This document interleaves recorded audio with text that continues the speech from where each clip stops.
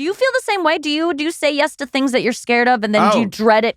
Yes, I say yes to things, and it's funny because you've been around for this, Sona, but I'll say yes to things, and they always say the same thing. You're gonna they're almost hoping I don't say yes because they know the hell that I'm gonna go through, but then they're going to be part of it. Oh, yeah. Because I'm going to be going, oh, great. Okay. So this is now in 6 weeks? How am I supposed to do this? Yep. This can't be done. Yep. No one's ever stood up and done this. And they'll be like, yeah, like, they do it all the time. Like hot ones. I really want to ask you about what your preparation was going into that. I don't think there was any preparation. What? I mean. The only preparation was Dr. Arroyo. And so my first thought was, I don't want to just taste the wings and talk about the wings. I have to go in and be a total asshole. I just have to.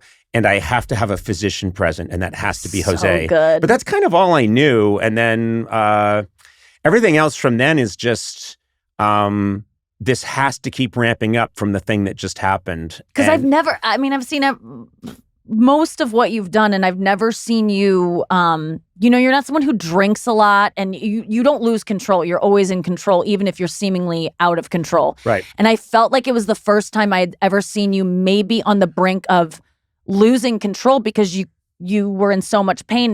But you were fighting it, and you still had it.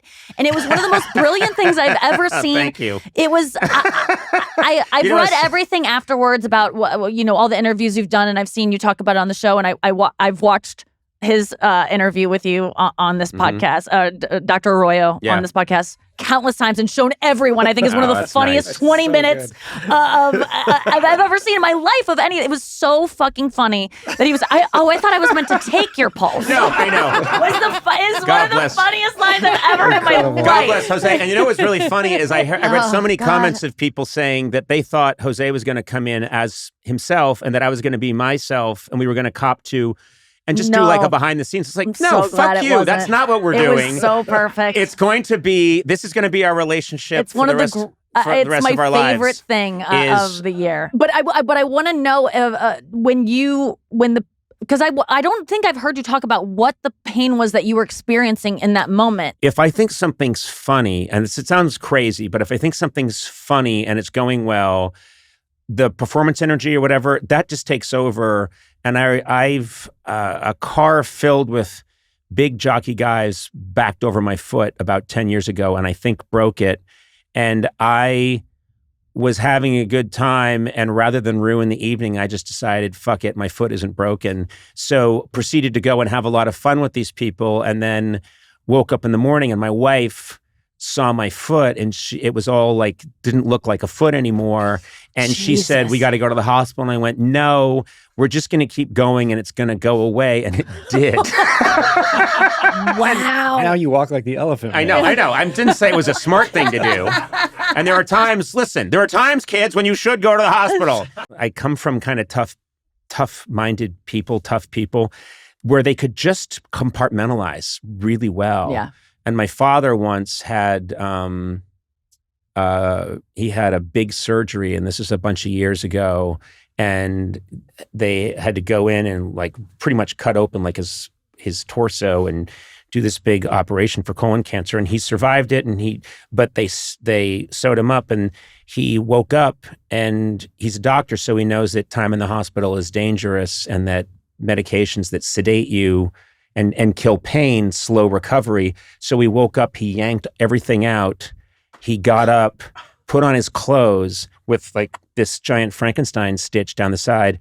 And I flew home to visit him in the hospital, but I'm going to drop my bags off at home first and be there just when he comes out of surgery. And I ring the bell for my brother to answer.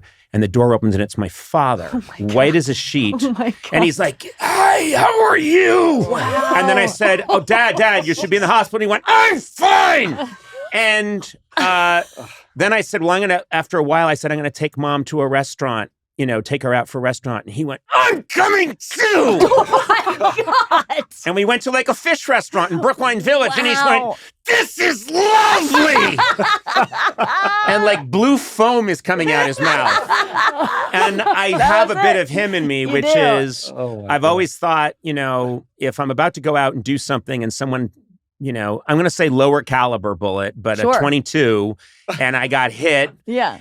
And maybe it missed a vital area, but still bad. I'll go and do the thing. Yeah. And then I'll come backstage and I'll say, Sona, I think it's time to go to the nearest hospital. I've seen it so many times. Have you seen it? I've seen you in that mode many times. At this stage in my career, I'm no spring chicken. And at this stage in my career, it's fun to see.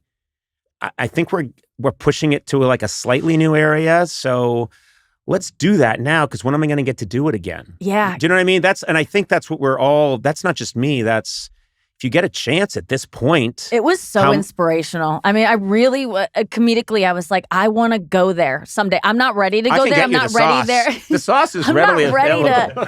to let go in that way and to just trust that I don't know. There was just something, you trusted yourself in that moment. Like you had just arrived. I was like, Conan knows that he can be untethered and unhinged, and it was just so confident, and I did have a feeling that you weren't feeling it. I mean, I know you were feeling I could sense that. But as soon as you got in the car, is that when the pain came on? The pain was also, I walked out, and there was like a dressing room, and I went into the dressing room and made the terrible mistake of wiping my eye, and that burned like crazy. That's just like acid in your eye. So I remembered washing out my eye, then tried to clean up as best I could. And then I hopped in the car with David Hopping, who took over as, assistant for Sona. And he's driving me back home because we knew I probably shouldn't be driving. And my hand started burning, and I've talked about this, but underneath my wedding ring, which burns anyway, because I think it was I mean, come on. That was just a mistake. I should be out there bucking and sucking. Oh, man. We're mostly sucking. Oh, no. Wait, or fucking. I don't know. I'm all confused now.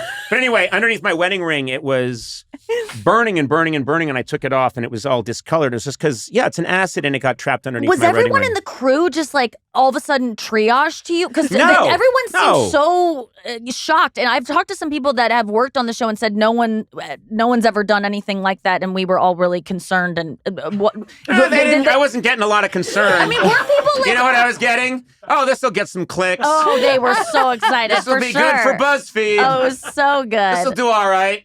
But whatever happens to him, and hey, if he dies, more clicks. Yeah, exactly. That's the mood. That's what I was getting from them. Yeah. I always sign whenever I never know what to like write when people are signing things, and I'm just like, if I die tragically, sell this for a lot, because because it will. That is just writing someone, like giving someone $1,000. If I die in some like crazy way, bond. and then I only write that 100 times, that's 100 people out there that have me predicting some like that is giving someone a gift. But I want to say that like I relate to the pain thing because I wear, like I try to dress up when I'm on stage. I try to like live this kind of like pop star life that I might not ever have in my own life when I'm on stage. And I dress up and I wear these heels. And after the show, people are like, "How did you do that for an hour? 20 minutes? You're up there." And I don't feel it at all. But the second I step out of the spotlight, my feet ache. I throw them off my feet. And it doesn't happen for an hour and 20 minutes I'm up there. But I'm like, literally the foot goes into the dim light. And I am throwing them off. So there is something about a performance that makes you numb. Yeah. And I think, that's because why I should have surgeries during podcasts. Yeah. I think that's if there's a mic in the room and someone asking me about my process. I feel sometimes it's weird thing for me to say, like, I'm proud of you because I'm not related to you. But I have this kind of avuncular feeling of, oh God. But no, just like I'm so, you put in the work and you are principled and you are very talented. But as I've said, it's all the other stuff that I think makes the difference. I've seen so many people with talent not do much with it or misuse it or mistreat it. So, but I'm very happy for you. Thank you, Conan. And that means on so a much to me. personal level, and I take full credit for everything you you've achieved. should take full credit. Because I was... No, he should not. Oh, yeah, He no. should take And I mean, partial. what I mean financially, I should participate in your success. We'll write him one of those death signatures and we'll be square.